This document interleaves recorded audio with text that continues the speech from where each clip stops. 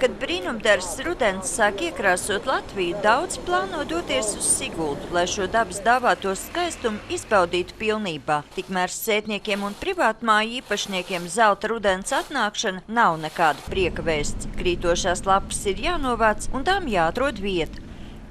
Ar lapām mēs liekam kompostu kaudzē cienītām.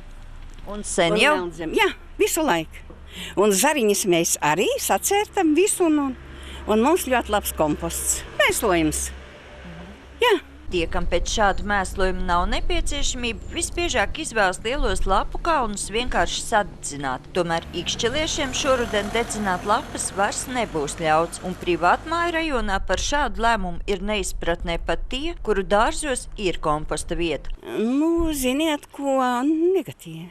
Kāpēc? Vajadzēja jau drusku vismaz, ka zariņus lielos sadedzināt. Jaunā kārtība paredz, ka lapas un zarus iedzīvotājiem pašiem jānogādā uz apmēram 3 km attālo pilsētas komposta kaudzi. Tas būtu diezgan sarežģīti. Tad vajag lielu mašīnu, un ne katram tāda ir.